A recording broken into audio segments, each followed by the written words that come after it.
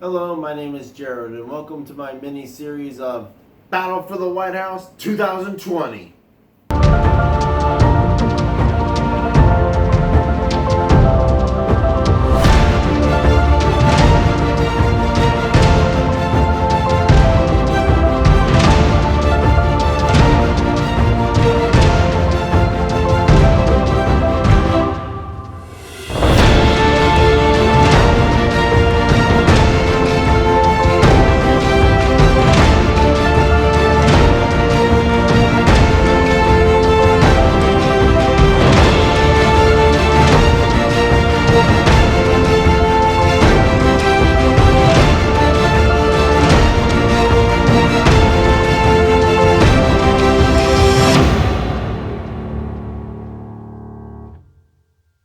So it's halfway through 2020, and so far it's been a pretty dramatic year. First, a worldwide pandemic, followed by numerous protests and riots that are happening all over the country.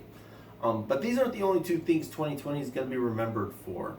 It's that time again when where many of us as citizens of the United States get to cast our voices on who's going to be the next president of the United States. Now, something to think about is this election year going to be just as interesting or even more interesting than the previous election year? I mean, many of you remember what the 2016 election was like. I mean, Donald Trump surprised a lot of people by becoming the Republican nominee, and he was running against somebody that a lot of people, and I mean a lot of people, felt was more deserving of the White House than he was, and that was Hillary Clinton.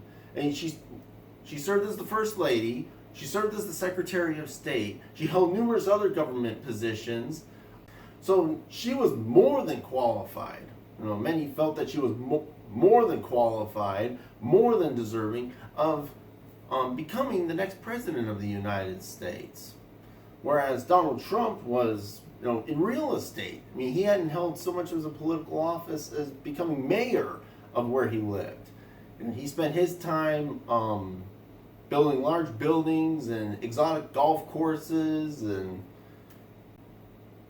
entertainment centers, as well as running a couple of other things within his company. So yeah, when the voting happened and Donald Trump won the presidency, there were a lot of cheers, there was a lot of smiles, there was a lot of people leaping for joy. There were also a lot of tears and a lot of anger and a lot of people threatening to move to Canada as a result of Donald Trump winning the presidency.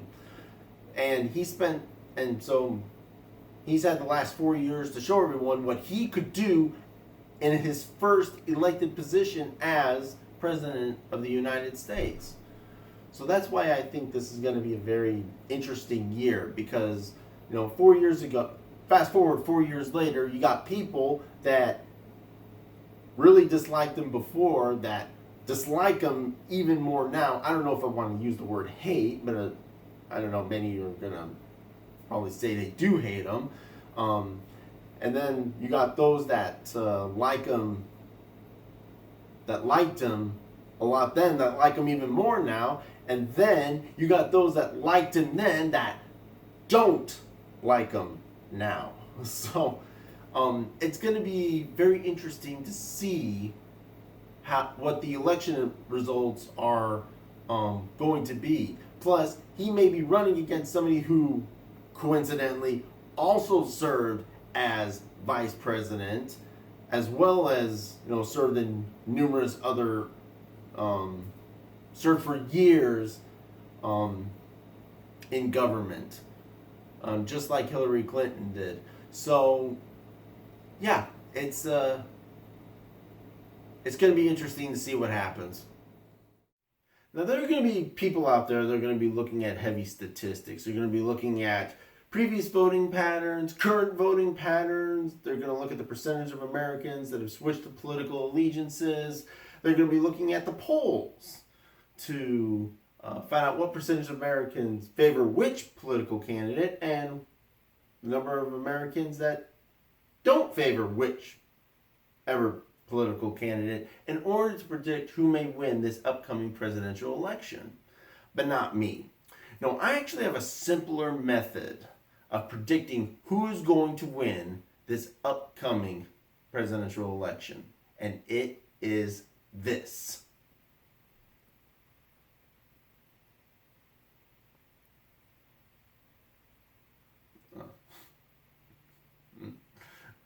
And it is this.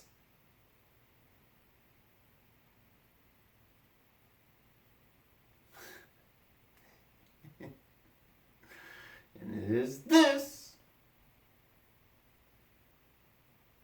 This.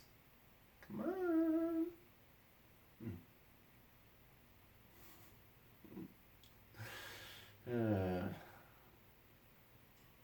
Oh, oh yeah. I guess there are a couple of magic words I have to say to show you what I'm talking about. Now, what were they?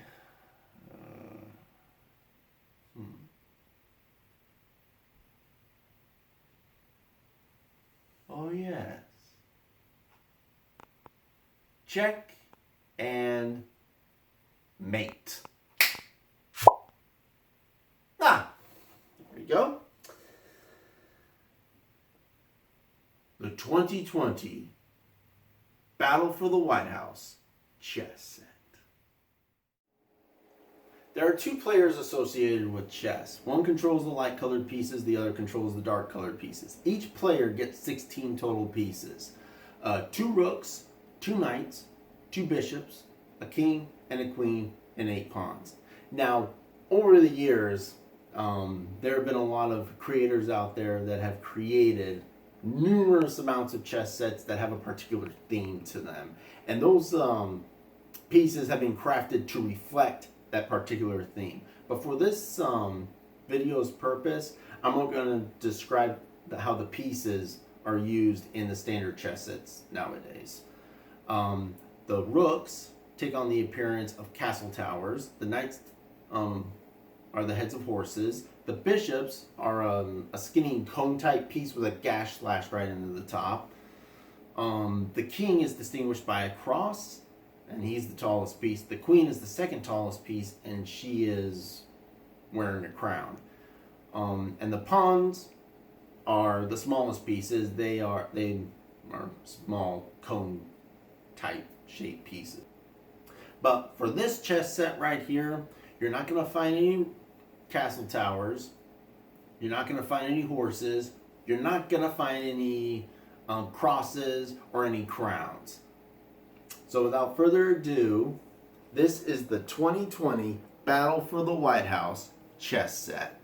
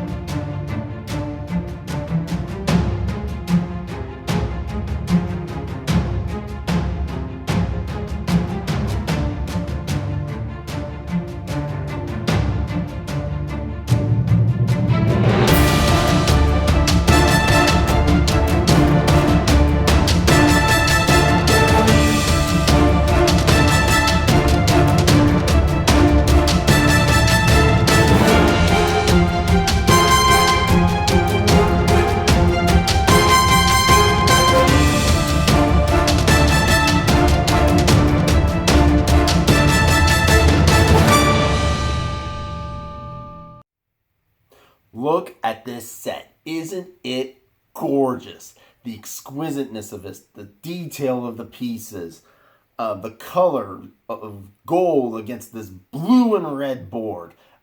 Sorry.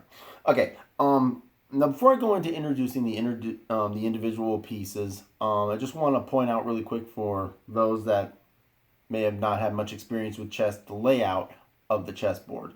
So, like I said at the beginning, every player gets 16 pieces, and this is how they are laid out on the first two rows of the chessboard. You got your pawns that sit here in the front. Then you have your rook that occupy the corner squares, followed by the knights, the bishops, the king, and the queen. Now, the easiest way to remember, you just don't set the king and queen up any way that you want. They're set up a specific way. The easiest rule to remember is that the queen will always go on her own color. Now, for a chess set like this, I presume that red will be the lighter color. So the queen will go on the white square, whereas on the blue would be the darker color, and coincidentally, since the base of the queen is blue, will go on the blue square. All right. Now, as I said earlier, some chess sets are set up to be themed, and the pieces are designed to reflect that theme. This is a reflection of the 2020 battle for the White House. Okay? But what is so unique about the way this is set up, about the way these pieces are designed, is that all the back pieces, the rooks, the knights, the bishops, the king, and the queen, are made up of figures representing the leadership that is found in our federal government. All right? The rooks are made up of former members of the executive branch. The knights are made up of the current congressional leaders of the House and the Senate. The bishops are made up of the Supreme Court justices. And the king and the queen are made up of course, the presidential nominees for the 2020 race. So, let's go ahead and introduce these pieces to you. And before I do that, though, I know many of you out there are strongly politically opinionated about the people that are currently serving in our government. So, I want you to remember something. This isn't about the people. This is about the chess set. Okay? So, whatever ill feelings or strong feelings you may have, positive or negative, for those individuals, please keep your comments courteous. If you feel the need to make a comment, otherwise I may have to delete it and or make it so that comments can't be made in the future. All right, well, let's get to it. These are the pawns. They are the animal representatives of each of the political parties. You got the elephant. Take a look at that. For the Republican side, and the donkey for the Democratic side. These make up your forefront soldiers, the pawns. Now, for the rooks are made up of the two former presidencies before Donald Trump became president. For the Republican side, we have former President George W. Bush and his former Vice President Dick Cheney. Okay? And for the Democrat side, we have former President Barack Obama and former Vice President Joe Biden. And those are the rooks. Now, for the knights are represented by the congressional leadership of the House and the Senate. Now, remember when I said earlier that you're not going to see any horses on this kind of chess set? Well, what I really thought was very interesting about the way they designed these pieces, well, they have each of the parties riding on their individual animal that represents their political party. So that's what I find very interesting about this. So for the knights, we have, on the Republican side, Senate Majority Leader Mitch McConnell. He's riding on an elephant. I mean, that is... Yeah, instead of horses, they're going to be using the elephants for the Republicans. And for the other knight, we have Kim McCarthy, who is the House Minority Leader. And then for the Democrats, we have for the Senate Minority Leader Chuck Schumer. And yes, they're riding on donkeys. Very interesting. The way they designed it. Like I said, I thought that was kind of cool. And for the other night, we have House Speaker Nancy Pelosi. And those are the knights. Now, the bishops are made up of the Supreme Court justices. So for both of the bishops on the Republican side, we have Justice Brett Kavanaugh. I love the way that these pieces look. They even add a little bit of color to the pieces with this American flag. And Justice John Roberts. So these are the both the bishops for the Republican side. And for the Democratic side, we have, and I hope I say these names correctly, Justice Sonia Sotomayor? Sotomayor? We'll go with Sotomayor. Someone can correct me on that if they want. So that's one of the bishops for the Democratic side. And for the other Democratic side, we have Justice Ruth Bader Ginsburg. Again, with the cool, color of the flags there for both those pieces. So there you go. And those are the bishops. Now for the king and queen, they're supposed to be the presidential nominees and their chosen vice presidents. So we're going to safely presume here that Donald Trump is going to be the Republican nominee running for president. I haven't heard of anyone else who the Republicans officially chosen to represent them. And then we got Michael Pence, Vice President Michael Pence for the Queen. Now, I think with the Queens, they could have done it a little bit differently, like, adding like the Statue of Liberty or Lady Justice. I think that's what Lady Justice to be the Queen, but I guess whatever. I mean, this is going to probably be the only chess set where you actually see a male for a queen. And yeah, I'm going to... For those of you who were really worried about this when he got elected, this right here is about the only time that Donald Trump's going to be king. So, it's just a little, political humor there. Anyway, so we got Donald Trump for the king, and we got Michael Pence for the queen. Now, when I got this chess set, I ordered this set a few months ago. So at that time, they, this set was designed and made to, celebrate the upcoming 2020 election. But, when I got the set, we didn't have any Democratic nominees at the time. So we're probably not going to know.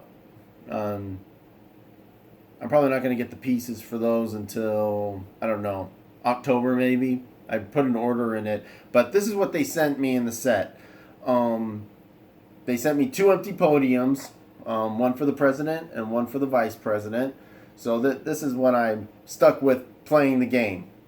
So and it's going to stay that way until I get the official pieces when the official nominee for the Democratic Party is announced, which right now appears to be Joe Biden, which brings up a very interesting situation because he represents one of the rooks on this chess set. He represents one of the rooks. So if he becomes the Democratic nominee for president, I mean, then he's going to hold 2 places on the chessboard, as a rook and as a king. So, I don't know. I mean, maybe they should have waited until the Democratic nominee was chosen and they could have picked somebody else. I don't know. Or maybe they did do it this way on purpose because they wanted to use both the previous presidential administrations to make up the pieces, and Joe Biden was a former vice president, so I get stuck with what we got. So anyway, that's the king and queen for this chess set.